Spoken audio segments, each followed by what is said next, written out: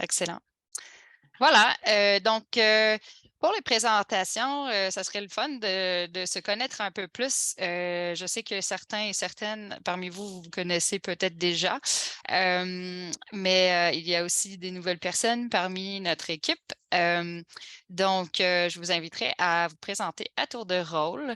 Je vais commencer, puis ensuite je lancerai la balle, mettons, à quelqu'un d'autre. Donc, moi, c'est Pascal. Je travaille comme spécialiste en éducation chez Parlant Sciences. Ça fait à peu près 2 ans que je travaille avec l'organisme. Euh, Avant de travailler ici, j'étais enseignante au primaire. J'avais une spécialisation en français langue secondaire ou langue étrangère. Je suis ontarienne à la base, donc j'ai fait ma formation à Ottawa, mais j'ai aussi vécu en France. Puis, je suis située à Montréal depuis 2010 à peu près. J'ai aussi travaillé en francisation dans le secteur adulte avant de travailler au primaire. Fait que j'ai fait un peu, un peu niveaux différents. Et j'ai aussi fait pas une certification en interprétation communautaire avant de devenir enseignante. Donc, j'avais l'intention de devenir interprète, mais à la place, je suis devenue enseignante, puis me voilà en conception pédagogique. Fait que voici un peu sur moi puis mon parcours. Donc, je passerai la balle à Jessica. Bonjour, je m'appelle Jessica Bouchard et j'habite en Nouvelle-Écosse. Je suis une conceptrice pédagogique avec Let's Talk or Parler en sciences depuis juin de cette année. Et regardez mon introduction court parce que j'ai un peu de rhume et j'ai un tout. Alors, je vais passer à Mélanie. D'accord, bonsoir tout le monde. Je m'appelle Melanie McComb. Je suis enseignante présentement de 5e année en immersion française. J'ai fait toute ma carrière en immersion française et je suis à Brandon au Manitoba. Et puis, moi aussi, j'ai un peu la toux. Je suis pas mal enrhumée moi aussi, alors je vais garder ça court. Je suis avec Parlons Sciences depuis janvier 2020 comme enseignante visionnaire. Et puis, je vais lancer la parole à Anne-Marie. Super, merci. Salut, moi c'est Anne-Marie. J'enseigne présentement à Victoria en Colombie-Britannique. Présentement, je suis dans une école internationale et j'enseigne les sciences en 9e, 10e année et aussi la biologie IB en 11e année cette année. J'ai aussi enseigné les sciences 8e avant, puis j'ai enseigné les maths aussi comme de 8 à 12. J'ai enseigné en immersion au début quand j'ai commencé à enseigner, puis j'ai enseigné en français en Ontario dans une école francophone, puis maintenant j'enseigne en anglais. Donc, j'ai fait un petit peu de tout. Puis c'est ça, j'ai fait un petit peu de traduction pour la Fondation des expositions du BC pour traduire comme des documents de l'anglais au français. Puis juste comme de la traduction on the spot pour mes cours aussi quand j'enseignais en immersion ou en français, que j'avais des bonnes ressources en anglais et vice-versa. Donc, voilà, moi. Prochaine personne, qui est-ce qu'on a? Gérard. Bonsoir à tous et à toutes, surtout à toutes. Je m'appelle effectivement Gérard. Je fais de la traduction, de l'édition, de la révision et de la rédaction depuis plus de 10 ans. Je le fais en français et je le fais en anglais. Donc, comme je disais, quand je montais mon business à Montréal, je vais dans les deux sens, mais professionnellement, on s'entend. C'était un de mes catchlines, sinon.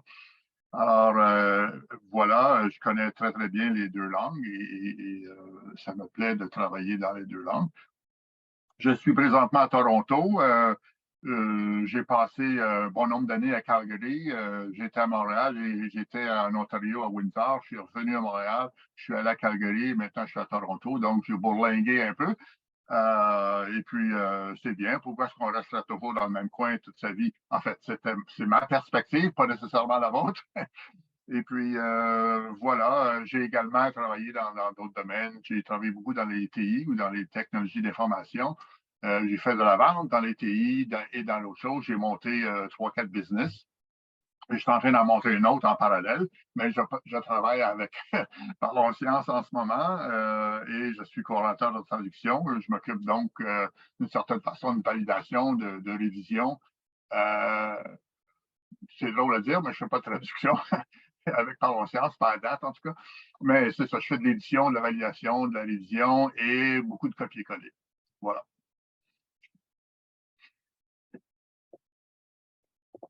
Ah, ben, je dois passer la balle à Cécilia, peut-être? Oui, c'est à moi le tour, je crois.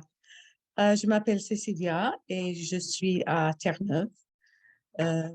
J'ai travaillé avec Parlons Sciences pendant 6 ans. Avant ça, j'étais enseignante et j'étais aussi spécialiste des programmes de français ici dans la province.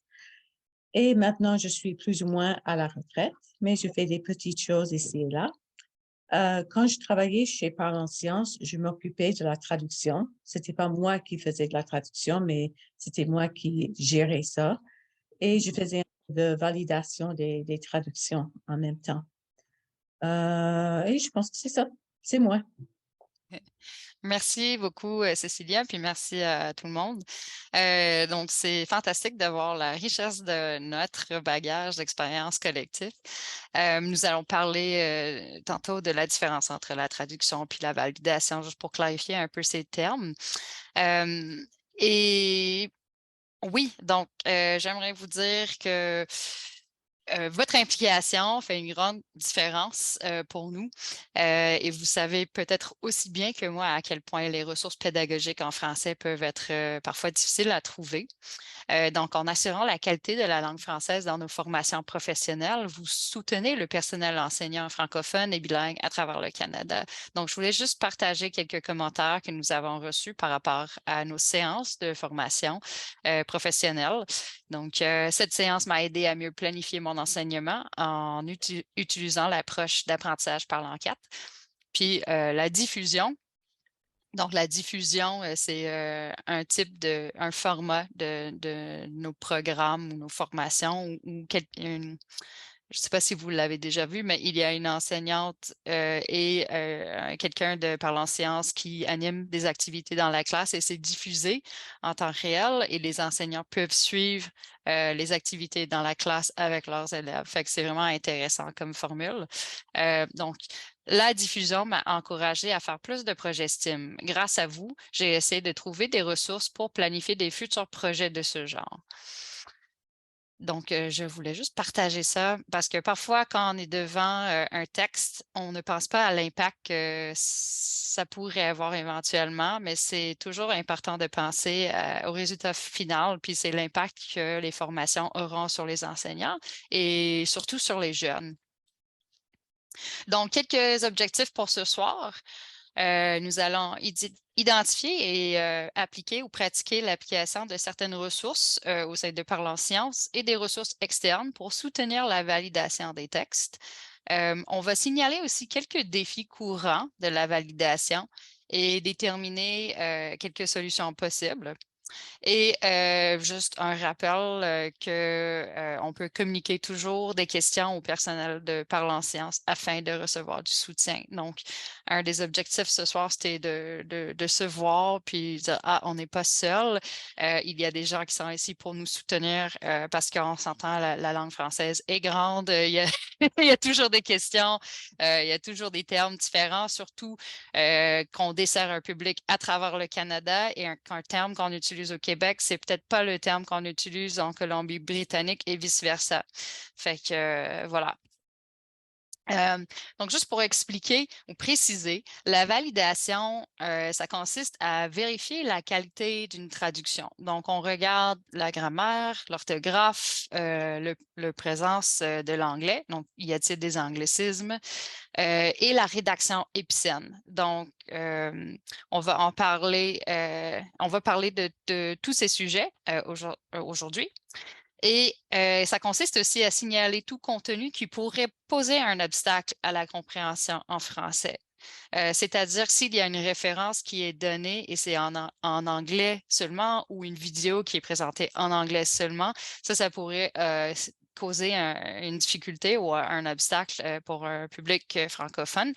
Et donc, ce n'est pas votre travail en tant que validateur ou validatrice de trouver une ressource équivalente, mais surtout de le signaler à quelqu'un, normalement c'est Lindsay ou peut-être éventuellement Gérard, pour que nous, on puisse trouver une solution ou remplacer la ressource à l'interne.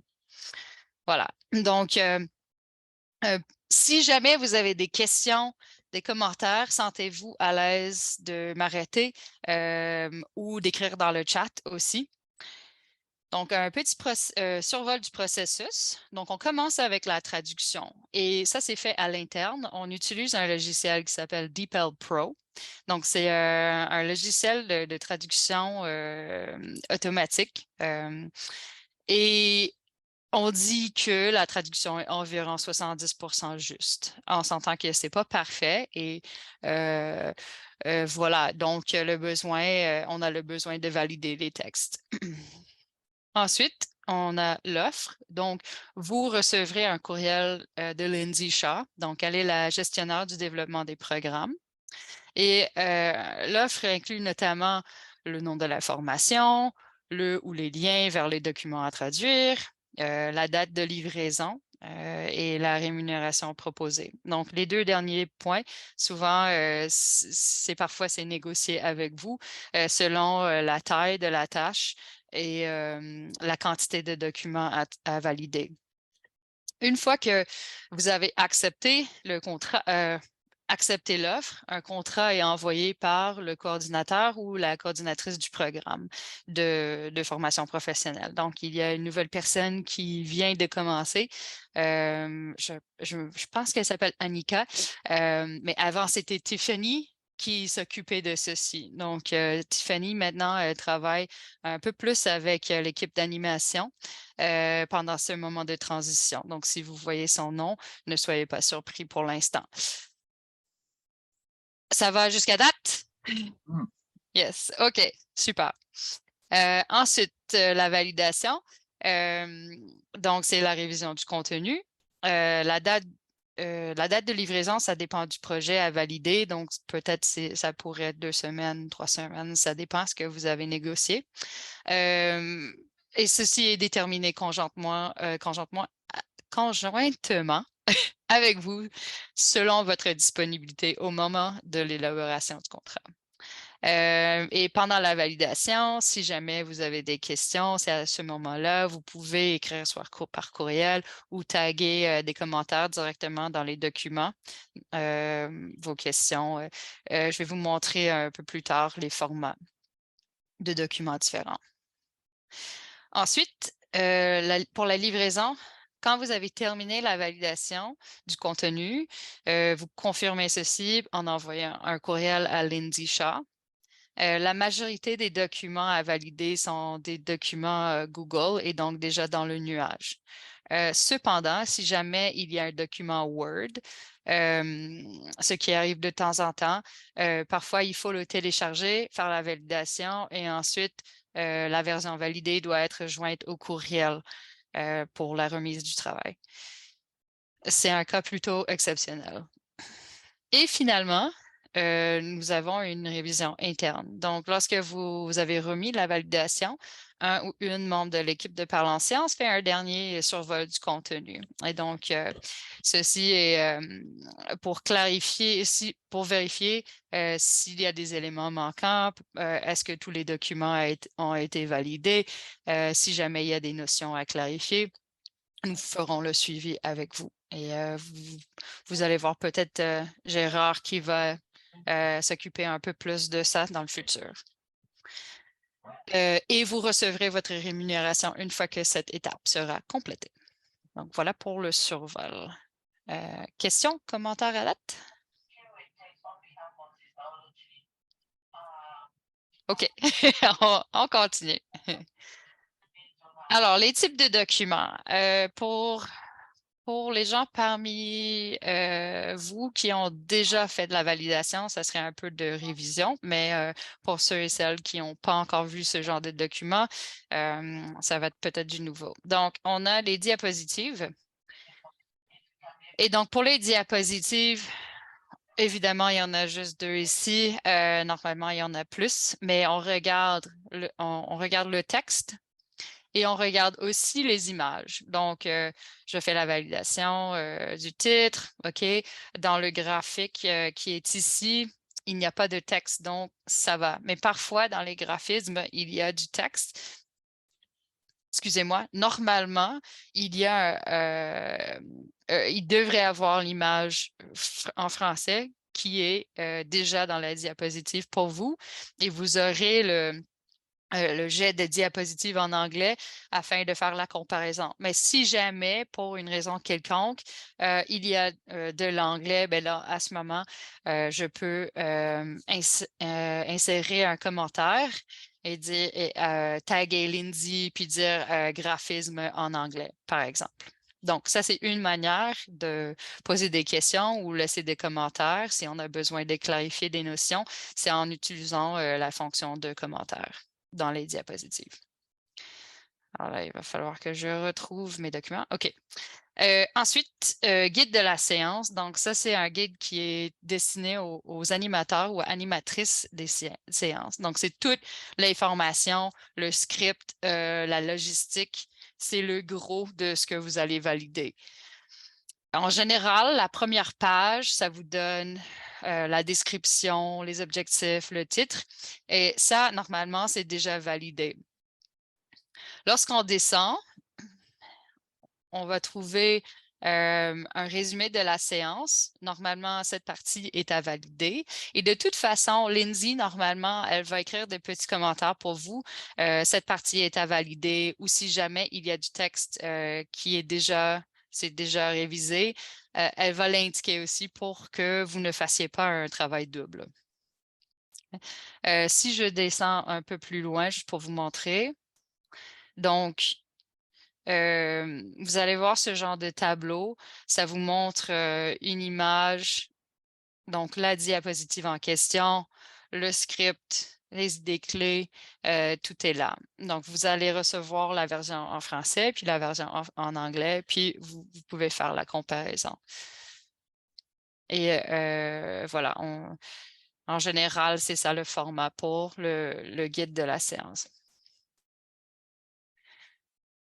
Troisièmement, on a des scénarimages. Donc, ceci est souvent utilisé pour soit une fiche de ressources numériques qu'on envoie à la fin des séances ou pour la traduction des cours en ligne. Parce que les cours en ligne, donc les cours d'apprentissage à votre rythme, ne sont pas faits avec la diapositive, mais plutôt dans notre plateforme d'apprentissage numérique. Donc, pour faciliter la traduction, on a les sections différentes qui sont tout le texte qui est écrit dans les tableaux. Donc, à gauche en anglais, à droite en français. Quand vous voyez, par exemple, les titres en anglais comme ça, Canvas Homepage, ça, c'est plus pour le développeur ou la développeuse qui va ensuite prendre le texte puis le mettre dans le format final. Donc, tout ce que vous avez à regarder, c'est vraiment le contenu à l'intérieur du tableau. Si c'est surligné en vert, comme vous voyez ici, donc c'est un texte qui est déjà validé. Donc, parfois, c'est tiré de notre site web, donc c'est un contenu qu'on réutilise, ou ça peut être tiré d'une autre séance, ou que quelqu'un l'a déjà révisé à l'interne. Donc, juste pour vous donner une petite idée. Donc, voilà pour le guide de séance. Et dernièrement, je ne vais pas passer trop de temps là-dessus. Comme j'ai dit, les documents Word, c'est plus rare, mais on a un logiciel qu'on utilise pour certaines activités, pour faire des petits jeux ou des petites interactions numériques. Le logiciel, ça s'appelle Storyline. Et le document de traduction, ça sort un peu comme ça. Ça a l'air compliqué, mais c'est assez simple. Tout ce que vous avez besoin de regarder, c'est le tableau, la partie du tableau où c'est marqué source text, donc anglais, et l'autre côté translation, donc le français. Et il y a aussi l'image le visuel qui va l'accompagner. Donc voilà, mais c'est plus rare que vous allez voir ceci. Voilà, donc question à date sur les formats.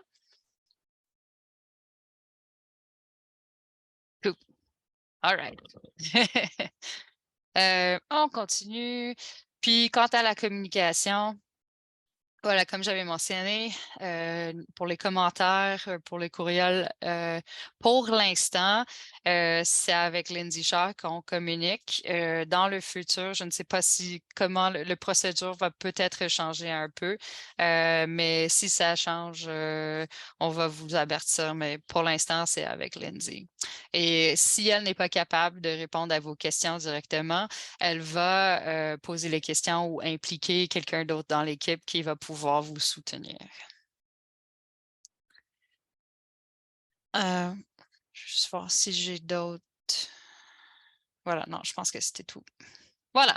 Donc maintenant, on va passer à quelques défis communs. Donc, ce sont des choses, soit des défis qui sont résultats de la traduction automatique, donc le logiciel DeepL Pro qu'on utilise.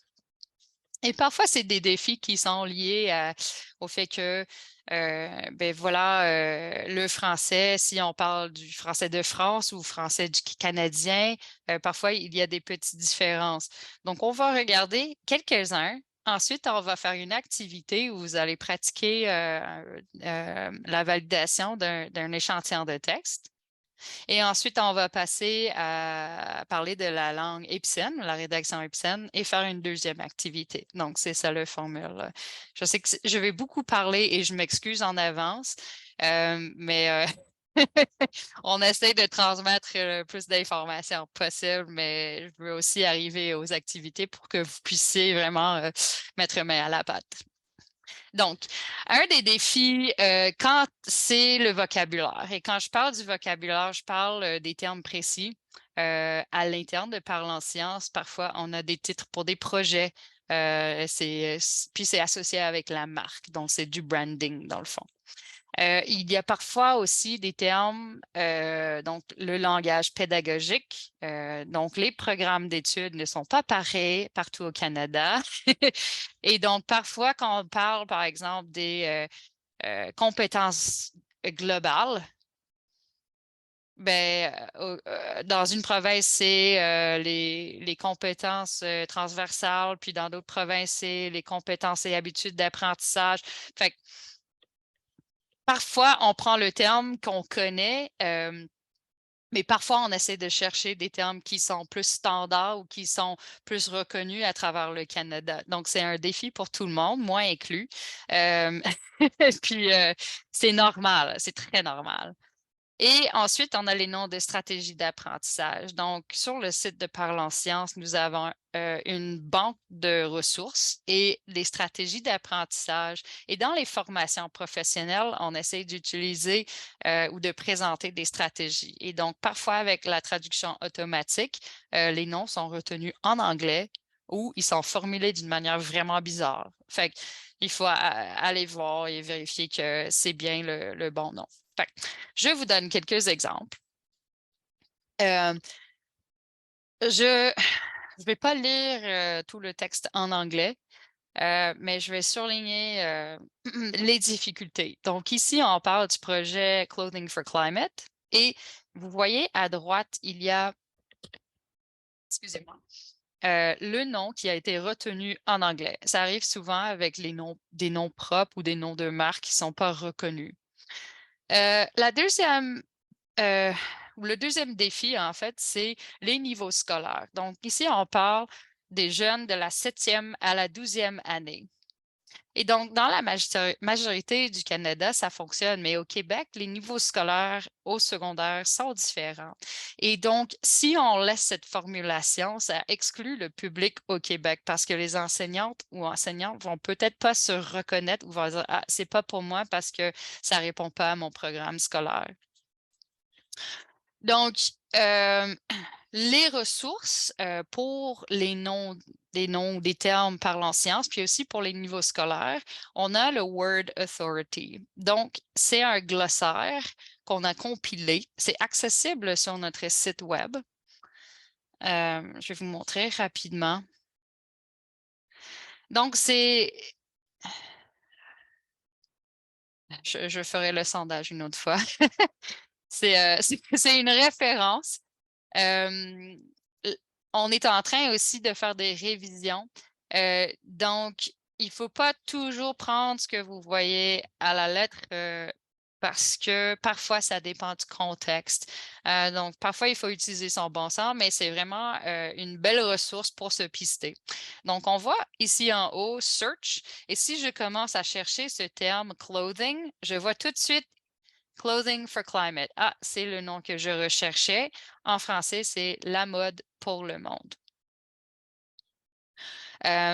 Et s'il y a des commentaires par rapport au contexte, vous allez le voir ici, Usage Warnings ou Notes. Okay? Donc, si j'enlève ça, vous allez voir aussi que les premiers termes qui apparaissent, en fait, ce sont les niveaux scolaires. Donc, je peux voir 7, OK, c'est secondaire 1. Puis, on a plus d'explications sur les formes, comment l'écrire. Et une autre ressource pour les niveaux scolaires, je vais cliquer sur le bouton Jump to Cheat Sheets. Tout en bas, on a School Grades. Et vous avez un petit tableau qui montre les systèmes scolaires canadiens et québécois. Donc, si jamais ça vous intéresse, c'est une belle ressource pour aller voir l'équivalence. Et remarque que dans certaines provinces, le primaire s'arrête aux 6e année. Dans d'autres provinces, ça arrête à la 8e année. Et au Québec, ben, c'est le secondaire 1. Et qu'au Québec, il n'y a pas de 12e année, mais plutôt c'est le début du cégep qui n'existe pas dans les autres provinces. Fait que on adore ça, valider les niveaux scolaires. Voilà. Est-ce que vous avez des questions à date sur le Word Authority? Juste, puis je m'excuse si je l'ai manqué, là. Fait que dans un cas comme ça, si on a 7e à 12e année, qu'est-ce qu'on fait? Est-ce qu'on met comme en parenthèse ou équivalent temps au Québec ou comment est-ce qu'on... Ah, ben voilà. Oui. Bon, mais ça, c'est une correction proposée. Ça dépend parfois des contextes aussi, parce que si c'est si dans un paragraphe, dans une formation, on peut se permettre de l'écrire plus au long, mais si c'est quelque chose pour le marketing, mettons, ils ont des limites de caractères, mais là, on va privilégier les abréviations. Mais voici une petite correction proposée. Donc, le projet La mode pour le monde encourage les jeunes de la 7e à la 12e année ou de la première secondaire à la fin du secondaire à s'informer sur la science, blablabla. Bla, bla, bla. Fait que, remarque ici, on n'a pas mis des parenthèses. Pourquoi? Parce que ça met le Québec entre parenthèses.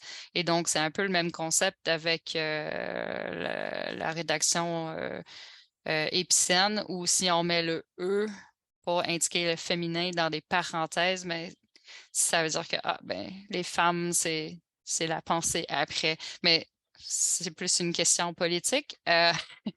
Mais voilà la logique derrière pourquoi on avait choisi cette formulation ici. Mais je dirais que ça dépend du contexte. Puis si jamais vous avez un questionnement là-dessus, n'hésitez pas à poser la question. Et quand on a maternelle, mettons en anglais kindergarten to grade 12, souvent, moi, je privilégie la formulation maternelle jusqu'à la fin du secondaire, jusqu'au fin du secondaire, parce que là, ça évite de parler du cégep de 12e, de secondaire 5. C'est plus facile. Mais très bonne question. OK. J'avance? Yes. Donc, deuxième exemple, les élèves peuvent utiliser une stratégie d'apprentissage de type Carousel Brainstorm. Donc, encore une fois, c'est un terme. Donc, ça, c'est le nom d'une stratégie d'apprentissage. C'est un nom propre et c'est une stratégie qui se trouve sur notre site Web. Donc, on voit ici que la traduction automatique a retenu le nom en anglais. Puis, normalement, quand vous voyez les stratégies, souvent, il y a un lien envers la stratégie sur le site Web qui est inclus. Donc, ça peut vous faciliter la vie. Mais si jamais il n'y en a pas, on a la banque de ressources sur le site Web, on peut aller vérifier. Donc, en haut, on va rechercher. Donc, si je mets carrousel, mettons, même si c'est en anglais, donc ça peut sortir, encore une fois, je ne vais pas faire le sondage. Ici, je retrouve la stratégie remue-ménage en carrousel. Si jamais vous avez un doute, vous pouvez toujours changer la page à la version anglaise. Ah, c'est bien la stratégie que je recherchais. Ou vous pouvez chercher en anglais d'abord, puis ensuite changer les réglages de langue en haut. Donc, c'est un petit truc, une petite astuce que j'utilise parfois. Donc, pour la correction, voilà, j'ai trouvé le nom. Donc, il y a une stratégie d'apprentissage de remue-ménage en carrousel. Remarque que sur la cohérence, donc, parfois, pour une séance, vous allez avoir les diapositives, le guide de la séance. Et donc, si la stratégie est mentionnée, parfois la stratégie est mentionnée sur les deux documents. Alors, il faut s'assurer que le nom utilisé, c'est bien le même sur les deux. Sinon, ça peut porter confusion si on a un nom qui apparaît sur la diapositive, mais le nom dans le texte que l'animatrice ou l'animateur va lire est différent. Ça porte à la confusion.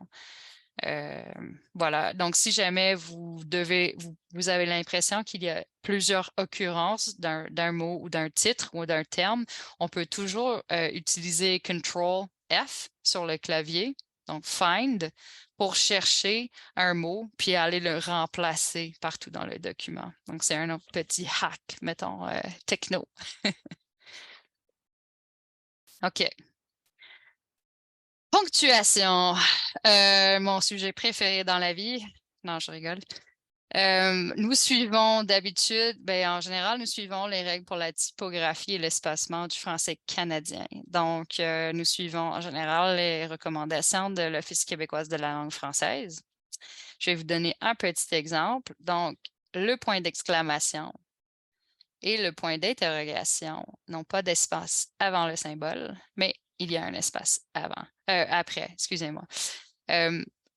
Pourquoi est-ce qu'on en parle? C'est que le logiciel DeepL Pro est européen et il n'y a pas une manière de changer le réglage de ponctuation ni de typographie. Donc, tout ce qui est passé par le logiciel va systématiquement ajouter l'espace devant le point d'interrogation et le point d'exclamation.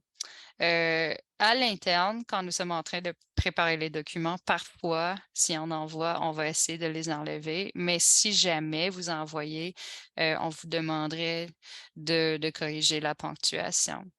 Je sais que c'est pas le fun, mais aussi, encore une fois, c'est pour assurer une cohérence dans nos textes.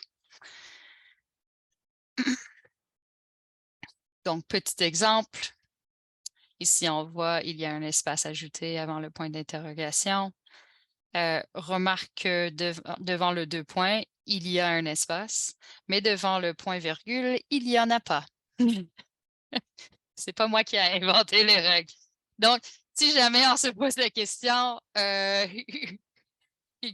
qu'est-ce que je fais ou vous voulez un petit rappel, encore une fois, au Word Authority, on a un cheat sheet en bas, ponctuation. Il y a un petit glossaire ici, un petit rappel des symboles et l'espacement. Voilà. Il y a aussi les guillemets que vous allez parfois voir, les guillemets anglophones, guillemets francophones. Ça peut arriver que les guillemets ne sont pas traduits entre guillemets. Voilà, donc petite proposition de correction, on enlève l'espace, et voilà. Ça va? Mm-hmm. Yes. Juste une petite histoire, si tu permets, Pascal. Oui, vas-y. Pré-informatique, quand les textes arrivaient chez les imprimeurs avaient l'habitude de mettre d'appeler une espace fine entre la fin du texte puis le point d'exclamation, puis la même chose sur le point d'interrogation. Et un espace fine, en fait, c'était comme un demi-espace. Avec l'arrivée d'informatique, les traitements de texte ne permettent pas ça. Alors, cette pratique-là a été mise de côté et c'est pour ça qu'il n'y a plus d'espace. En Europe, je ne sais pas quelle mouche les pique, mais ils mettent un plein espace.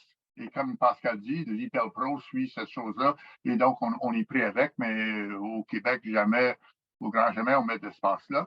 Et devant le 2 points, c'était normalement sur un espace qu'on dit insécable en français ou non-breaking space en anglais. Et tout ça, si vous travaillez dans Word, Word s'occupe de tout ça. Si vous travaillez en français, il vous générerait l'espace automatiquement, un espace insécable. Google ne reconnaît pas l'espace insécable, c'est un petit problème, disons. Mais alors, c'est pour ça que si vous travaillez dans Google, il ne mettra pas d'espace, même si vous êtes en français, et vous devez vous en occuper vous-même. Voilà. Merci beaucoup. Et dernier point avant de faire notre première activité, on a le vous ou le tu. Et en général, nos formations sont destinées au personnel enseignant. Donc, il est préférable d'employer le pronom vous. Par contre, lorsque dans les formations, on parle directement aux élèves, donc parfois il y a des propositions de questions de réflexion et tout, on essaie de privilégier le tu. Donc, exemple, et ça, encore une fois, ça vient de la traduction automatique. Il y a un réglage pour le registre de langue formelle et informelle. Mais si jamais c'est pas bien sélectionné, parfois la traduction sort avec le tu. Donc, après avoir lu un texte, demande à tes élèves de réfléchir à la question suivante. Quelles idées importantes dois-tu retenir de ce texte? Donc, on peut se poser la question, est-ce qu'on s'adresse au personnel enseignant ou bien à un ou une élève? Donc, c'est moins grave si on dit « vous » pour s'adresser à un groupe d'élèves, mais c'est un manque de politesse si on va employer le « tu » pour s'adresser à une enseignante ou à un enseignant. Donc, après avoir lu un texte, demandez à vos élèves de réfléchir à la question suivante. Quelles idées importantes dois-tu retenir de ce texte? Et encore une fois, on peut utiliser sans jugement. Est-ce que c'est une question qui s'adresse au groupe classe? Est-ce que c'est une question de réflexion personnelle pour chaque élève? Mais souvent, vous allez trouver les activités sur le site web quand ce sont des activités destinées aux élèves. Surtout des fiches de travail pour les élèves, on emploie le tu. Voilà. Question là-dessus? Je pense que ça, tout le monde le sait déjà, mais c'est juste un rappel parce que après avoir regardé 200 mots, parfois, on oublie. Voilà. Donc, on va passer à une petite activité de validation. On va vous donner à peu près 15 minutes. Donc, je pense qu'on vous êtes... C'est ça, 1, 2, 3, 4. On va faire ça en partenaire, donc à 2. Puis, excusez-moi, j'ai perdu mon fil. Voilà, donc je vous montre ici, on va partager dans le chat le lien envers un document de travail. On va juste travailler dans le groupe 1, groupe 2. Donc, dans les salles de répartition, si vous êtes le groupe 1, vous allez travailler sur l'échantillon de texte groupe 1, vice-versa pour groupe 2. Et toutes les ressources dont j'ai parlé sont ici dans le tableau. Et en bas, nous avons un premier échantillon de texte. Donc, vous avez l'anglais d'un côté, vous avez le français de l'autre côté. Et ça serait à vous de lire ensemble, puis essayer de signaler ou de surligner les défis et de proposer une correction différente. Donc, vous pouvez soit rédiger puis choisir une police de couleurs différentes, ou bien on peut aller ici dans Suggesting, puis surligner et écrire. J'écris ici, puis ça sort avec la suggestion. C'est comme vous voulez. Donc, juste pour distinguer, pour qu'on puisse en parler après. Je vous demanderai de juste rester avec l'activité 1, parce que l'activité 2, on n'a pas encore parlé de la langue épicène, donc ça touche à un sujet différent. OK? Est-ce qu'il y a des questions par rapport à cet exercice? C'est bon. OK, parfait. Après 10 à 15 minutes, je vais vous demander, ben, on va revenir ensemble puis on va en parler. Donc, c'est pas une évaluation. Donc, pas de stress, juste c'est jeudi soir, c'est tard. Fait qu'on fait ça juste pour mettre en pratique un peu les concepts puis en jaser. Voilà. Donc, Jessica, est-ce qu'on peut ouvrir? Ah, je vais partager le lien dans le chat. Je m'excuse avant que nous séparons en Je l'ai deux. fait. Ah, elle est tellement bonne, merci. Donc, ouvrez s'il vous plaît le document, comme ça vous l'auriez. Puis si jamais il y a quelqu'un qui travaille sur une tablette ou vous avez juste votre téléphone, peut-être que l'autre personne peut partager l'écran, puis vous pouvez travailler ensemble comme ça. Ça dépend de votre setup. OK. C'est beau. Si jamais vous avez des questions ou des difficultés, signalez-nous, puis quelqu'un va venir dans la salle pour vous soutenir. Et voilà. Donc, amusez-vous. OK, on y va.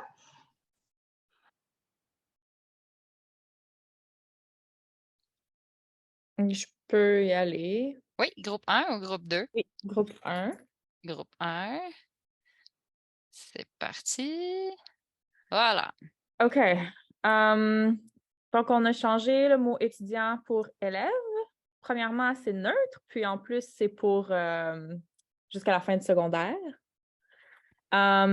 Ensuite, on a changé les guillemets pour des guillemets français avec un espace. Puis on a changé le nom de la stratégie du round robin. Puis on a ajouté le lien français en bas. On a enlevé les espaces avant les points d'interrogation. Puis on débattait un petit peu par rapport au vous, puis le changer au-dessus, par rapport à ce qu'on a discuté. Ouais. Moi, c'est quelque chose que je trouve difficile parce que moi, je m'adresse à mes classes avec vous. Si c'était comme sur une feuille seule, peut-être que j'écrirais dessus, mais si j'en parle avec la classe, c'est vous que je vais utiliser. Donc, je ne savais pas, j'ai mis à côté, là, ça pourrait être un tu, mais le vous peut aussi être acceptable. Donc, je ne savais pas trop, dans ce contexte-là, qu'est-ce qui était préférable. Super, merci du partage. Groupe 2, est-ce qu'il y a quelqu'un qui aimerait parler de ce que vous avez fait et ajouter d'autres commentaires ou ajouter au questionnement d'Anne-Marie? Ben, je pense qu'on était plus occupés à se connaître que. Fait qu'on- on a glissé quelque peu, mais en fait, ben, vas-y donc, parce que moi, en fait, je travaille avec Parlons Sciences, c'est pas. Ben, toi aussi, Jessica, tu travailles avec Parlons Sciences, non? Hein? C'est Mélanie, je m'excuse. Non, I'm sorry. C'est avec Mélanie que j'ai travaillé. Gérard, il vient de commencer, puis je pense qu'il a rencontré genre 80 personnes à date dans les dernières semaines, fait qu'il faut l'excuser. C'est pas de problème, je comprends complètement. Oui, donc Mélanie, expliquez-nous vos réflexions ou d'autres commentaires si jamais vous voulez en rajouter. OK. Bien, on a trouvé le tournoi à ronde, puis on a changé les guillemets, on a inséré les espaces, on a enlevé les espaces avant les points d'interrogation. On a eu la même discussion au sujet de qu'as-tu, qu'avez-vous. Moi, je l'avais changé, mais j'enseigne la 5e année. Et puis, en 5e année, je voyage un peu entre le vous et le tu. Juste pour donner les deux modèles, puisque c'est en immersion aussi. Alors, pour moi, je dirais probablement que tu, mais ça dépend de la journée, de la situation, de la grandeur du groupe. On n'avait pas changé étudiant. J'avais même pas pensé de le faire. La question qu'on avait, c'est que quand on a changé tournoi à la ronde, les questions, on a ajouté les espaces, les guillemets, etc., ça a mis les 2 points à la prochaine ligne. Fait que là, on a changé un peu les espaces pour mettre les 2 points sur la même ligne. Oui, je lui ai montré comment tricher, puis j'ai pris la boîte, puis je l'ai tiré un peu. Je sais qu'on n'est pas supposé faire ça, mais.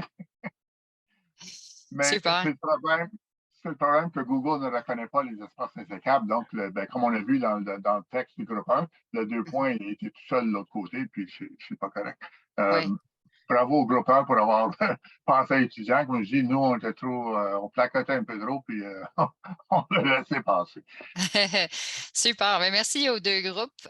Oui, il faut se rappeler aussi que le scénario-image, donc le tableau, c'est pas le format final. Donc, si le 2 points se retrouve tout seul, c'est pas nécessaire. Ben, il ne sera pas pareil nécessairement dans le format final. Mais c'est vrai qu'on a certaines limitations par rapport au logiciel qu'on utilise quant à la sensibilité à l'espace insécable.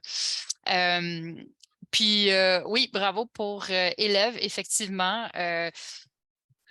La majorité, je dirais comme 80. Oh là là, c'est tard le soir. Presque tous les occurrences de student, pour nous, ça va être élèves parce qu'on parle des élèves de la maternelle jusqu'au fin du secondaire. Donc, bravo pour ça. Pas grave. Groupe 2, nous sommes ravis que vous vous connaissiez mieux maintenant. Donc, juste pour vous montrer, une autre solution pour les guillemets que j'utilise parfois, c'est en fait d'enlever les guillemets puis simplement mettre le titre en italique. Donc, ça peut être une solution qui évite d'avoir le problème de l'espace insécable qui n'est pas reconnu. Évidemment, on ne peut pas faire ça quand il s'agit d'une vraie citation, mais pour des titres, par exemple, le titre d'un livre, ça se fait très bien. Puis ici, j'ai privilégié le tu, mais je suis d'accord que si on parle à un groupe classe, ça pourrait être le vous. Le plus important, c'est que ça soit cohérent. Donc, si j'ai une question qui est vous, puis l'autre c'est tu, ça fait bizarre. Donc, au long de votre texte, regardez bien le texte, le contexte, puis faites un choix et gardez-le constant. C'est ça. Et si c'est vraiment une fiche de réflexion individuelle, une fiche élève, comme Anne-Marie a suggéré, ce serait une très bonne idée d'utiliser le tu parce que chaque élève aurait une copie. Voilà. Donc, on va parler de notre, excusez-moi, de la langue épicène. Donc, la rédaction épicène. J'aimerais juste savoir, est-ce que tout le monde a déjà entendu au moins parler de la rédaction épicène? Bon, pouce en l'air. Oui. C'est un sujet très vaste, donc on va toucher seulement à quelques petits points ce soir et je vais vous donner des ressources pour que si jamais vous voulez continuer ou faire des formations personnelles ou vous informer davantage, vous aurez accès à des ressources supplémentaires. Quand on parle de la rédaction épicène, le but, c'est d'offrir une égale représentation des femmes et des hommes dans un texte. Donc, on emploie un doublet, donc l'utilisation du doublet. On appelle le doublet l'ensemble qui constitue la forme masculine et la forme féminine d'un nom. Donc, un exemple, la coordonnatrice ou le coordonnateur embauché. Donc, remarque, s'il y a un accord à faire, celui-ci se fait au masculin. Le nom masculin sera placé à côté du mot à accorder. Donc, c'est ce qu'on appelle la règle de proximité. Donc, on voit ici, coordonnatrice est écrit en avant, coordonnateur après, embauché, c'est l'adjectif qui rapporte au nom. Donc, pour ne pas avoir l'accord de l'adjectif compliqué. Ça peut également être formé de deux pronoms. Donc, toutes et tous, il et elle, il ou elle. Ou on peut faire recours à une formulation neutre. Donc, une formulation neutre privilégie des formes qui ne présentent pas d'alternance masculin et féminin. Donc, les mots choisis désignent aussi bien les femmes que les hommes. Les deux peuvent être évoqués par un même mot qui n'indique pas indépendamment s'il s'agit d'hommes ou de femmes. Donc, on a des noms collectifs, par exemple, les jeunes, la coordination, le personnel enseignant. On a des noms épicènes, bénévoles, scientifiques, responsables et des adjectifs épicènes. Donc, bénévole spécialiste en STEAM plutôt que bénévole spécialisé en STEAM. Donc, spécialisé, c'est l'adjectif, ça prendrait un accord. Voilà. Donc, excusez-moi. Juste avancer. Donc, un premier exemple ici, vérifiez auprès du directeur de votre école si les fonds sont disponibles pour les initiatives STEAM. Merci à tous d'avoir assisté au webinaire. Donc, on a un nom masculin et un pronom masculin. Donc, on a quelques ressources qu'on peut consulter. Le Word Authority, encore une fois, si on descend en bas au cheat sheets, nous avons une guide abrégée de résumé de la rédaction épicène. Donc, c'est un PDF, on peut le télécharger, on peut le consulter. Si c'est un sujet qui est un peu plus nouveau pour vous, je vous conseille d'y jeter un coup d'œil, au moins quand vous faites une validation, d'aller voir. Donc, on a tout ce que je viens de parler ici, les règles à suivre, recours à une formulation neutre. Il y a plus d'exemples. On parle plus des doublets. Et quant aux doublets abrégés, donc vous avez peut-être déjà vu, mettons, enseignant, puis certaines formulations en ligne vont avoir les parenthèses ou d'autres symboles. Nous, ce qu'on préfère à Parle en sciences, ça serait d'employer le point médian ou un point régulier, donc enseignant, point E, point S. Mais normalement, dans les formations, on n'aurait pas besoin d'utiliser le doublet abrégé parce qu'on a plus de place. C'est vraiment juste pour, mettons, un tweet ou sur les réseaux sociaux quand on a une limite de caractères. Donc, ne vous en faites pas trop avec le doublet abrégé. Pensez plutôt à les doublets et la formulation neutre quand le plus possible. La deuxième ressource, ce qui est vraiment intéressant, c'est la vitrine linguistique de l'Office québécois de la langue française. Et donc, si vous ne connaissez pas ce site web, c'est vraiment super parce qu'on a une banque de dépannage linguistique.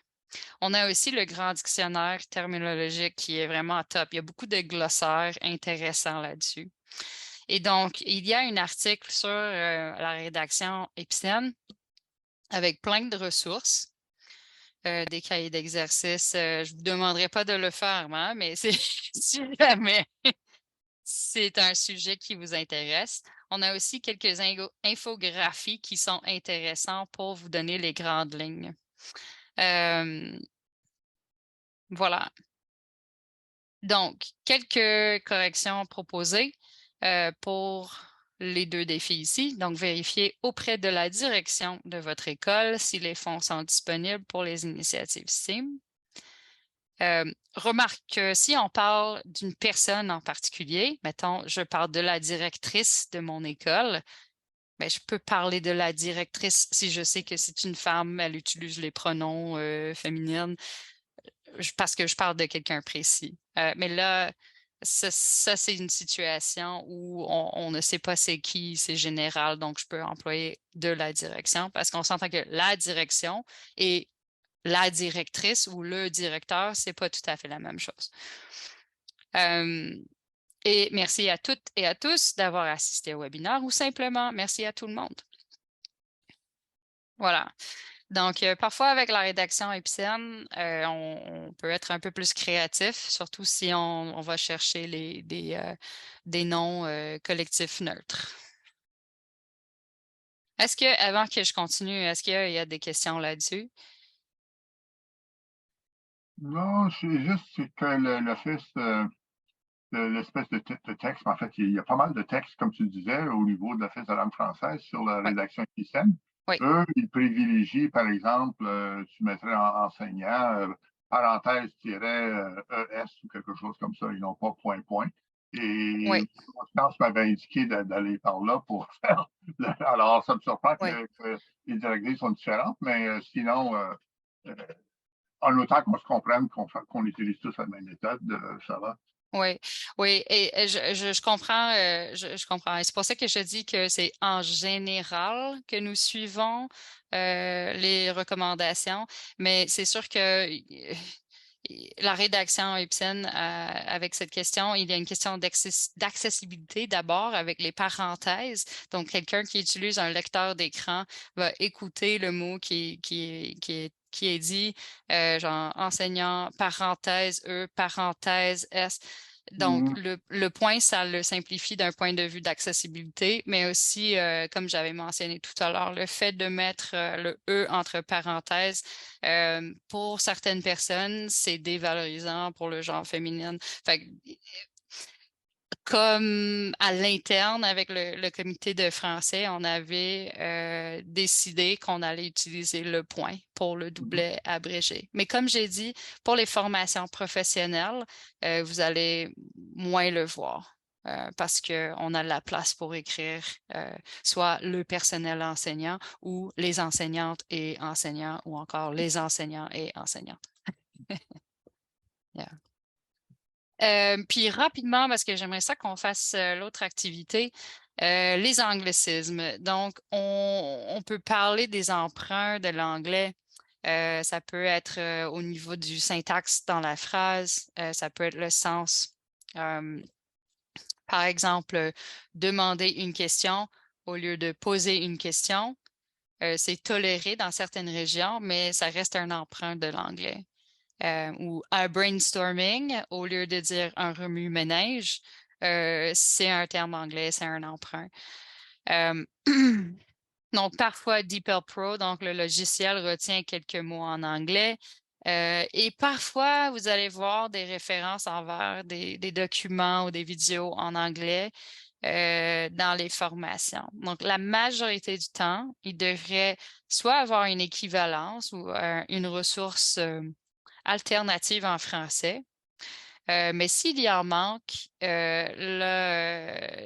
on vous demande de nous le signaler. Mais encore une fois, ce n'est pas à vous d'aller chercher ces ressources, mais simplement de nous indiquer que il y a quelque chose qui manque ici.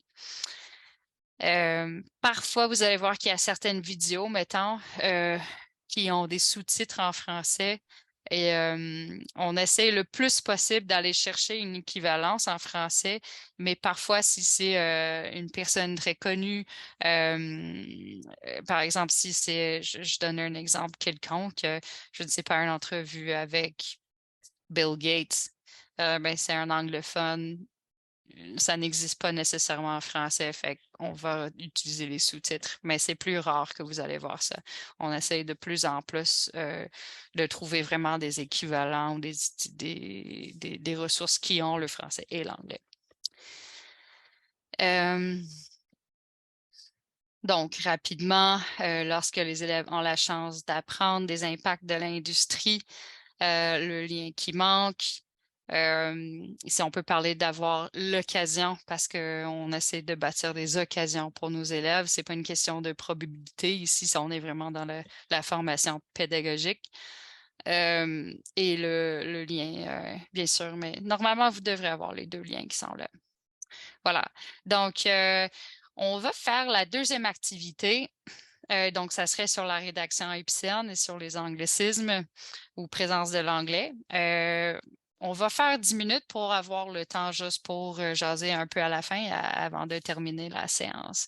Ça serait avec le même document. Donc, Jessica, si tu peux repartager le lien, ce serait très gentil.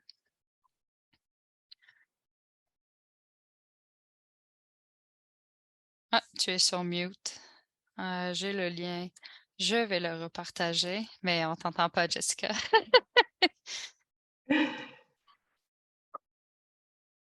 J'ai mis les groupes pour 10 minutes. Parfait. C'est parfait. Alors, Hop, je vais les ouvrir et c'est prêt? parti.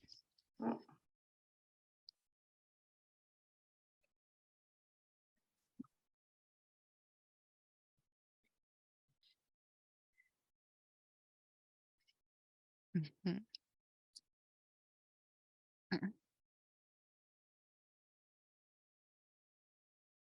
Mhm. Allô, allô! Allô? Allô! Donc, y a-t-il un groupe qui aimerait commencer? Gérard, on ne t'entend pas. Hop. Voilà. Tu te portes bénévole? Oui, je crois bien. J'aurais aimé que Cécilia le fasse parce que moi, je vais avoir l'occasion de. Mais bon, un ou l'autre, c'est pas grave. Ça va, vas-y. Oui. Cécilia est déjà à la retraite, hein? Non, je rigole. Ah oui, c'est Je, vrai. je laisse les autres travailler. OK. C'est une bonne façon de faire que des fois. En fait, bref, Cécilia a suggéré de remplacer provocation, qui était clairement un anglicisme, et par le mot amorce. Et amorcer l'apprentissage, et ça me paraissait bon. Alors, j'ai embarqué. Et c'est tout ce qu'on a vraiment trouvé dans le premier paragraphe. Et dans l'autre, ben, c'était plus la question épicène de l'enseignant ou enseignante. Et on, on s'attendait à en avoir plus à se mettre sous la dent, mais finalement, ben, c'est tout ce qu'on a trouvé, quoi. OK.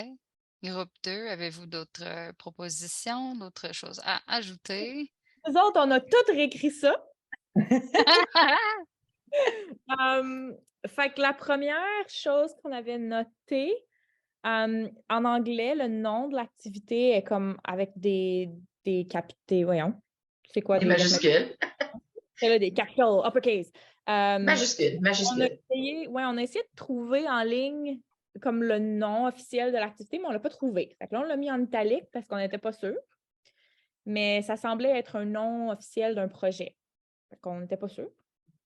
On a changé aussi le mot amorce.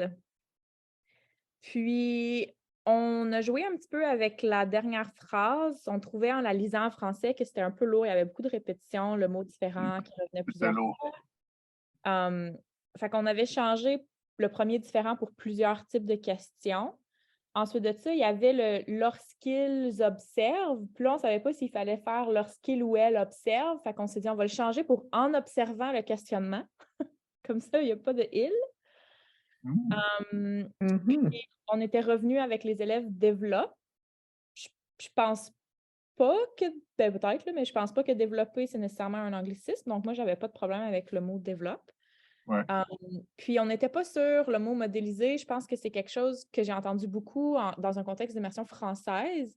Mais pour moi, modéliser, ça veut dire plus comme créer un modèle genre mathématique. Fait que je ne savais pas si c'était un mot commun ou si c'était un anglicisme de model.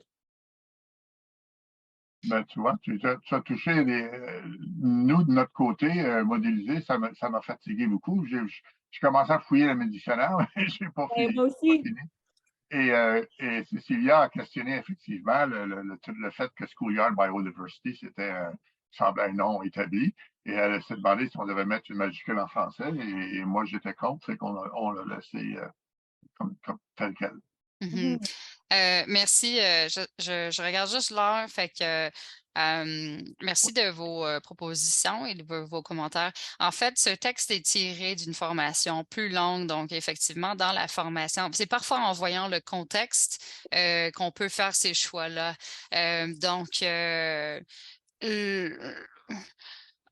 On aurait pu peut-être mettre la lettre majuscule à enquête, on aurait pu simplement le laisser tel quel. Pour moi, ça dérange pas parce que c'est un nom d'un projet interne qui vient d'une formation qu'on a créée. Fait que c'est pas comme quelque chose qui est sur le site web, qui a plein de références. C'est vraiment un projet qu'on avait créé pour une telle formation. Donc, mais ce sont des bons questionnements. Puis si jamais vous vous retrouvez dans cette situation, vous pouvez toujours taguer Lindsay pour avoir plus de contexte ou plus de clarification. Amorce, bravo. Oui, effectivement, on ne provoque pas nos élèves. Et super, vous avez trouvé les deux groupes enseignants à la fin. On aurait pu écrire enseignante ou enseignant si on voulait valoriser le féminin comme vous voulez. On n'a pas vraiment un guide par rapport à est-ce qu'on met enseignante avant enseignant présentement. On n'a pas une politique là-dessus. Est-ce qu'il faudrait juste avoir le doublet qui respecte la langue épicène? Et oui, on aurait pu dire qu'il ou elle, mais le fait de changer la phrase comme vous avez fait ici, ça allège un peu le texte, fait que c'est une très belle proposition. Vous êtes allé plus loin de ce que j'avais prévu en proposant des synonymes, fait que c'est super. C'est pas nécessaire, mais quand on trouve des solutions où on peut éviter la répétition, différent, effectivement, c'est toujours une bonne pratique. Ça améliore la qualité de la langue. Donc, merci pour ces propositions. Je pense qu'on a fait le tour. Oui. Et juste pour faire une autre remarque, dans la vitrine linguistique, donc, selon les normes de la rédaction épicène qui sont proposées par l'Office québécois de la langue française, ils acceptent le pronom il employé tout seul quand ça part d'un nom collectif. Cependant, donc techniquement, c'est pas incorrect, mais on essaie de privilégier il et elle ou reformuler la phrase pour que ça soit plus inclusif. Donc, juste pour que vous sachiez, c'est pas incorrect selon les règles, mais le plus possible, on va essayer de favoriser une tournure de phrase ou qui est plus inclusif. Voilà. Donc, juste pour finir très rapidement, Jessica va déposer dans le chat un lien envers un petit document. Donc, c'est une fiche numérique avec les liens envers ces ressources qu'on a discutées aujourd'hui. Je vais également vous envoyer un courriel par la suite avec le lien si vous avez pas les moyens de le sauvegarder présentement. Donc, ne vous stressez pas, vous allez recevoir ça par courriel. Voilà, donc si vous avez besoin de partir, je ne vais pas vous retenir plus longtemps, mais si jamais vous avez des questions, je suis là pour ça. Et j'aimerais juste vous dire merci beaucoup de votre participation. C'était vraiment le fun ce soir. Et j'espère que vous avez apprécié la formation. Donc, je suis là si jamais vous avez des questions ou des commentaires. S'il y a des choses à améliorer ou à changer pour le futur, n'hésitez pas à me le dire maintenant ou par courriel aussi. Je suis très ouverte à voir comment on peut améliorer ça pour des validateurs et validatrices futurs.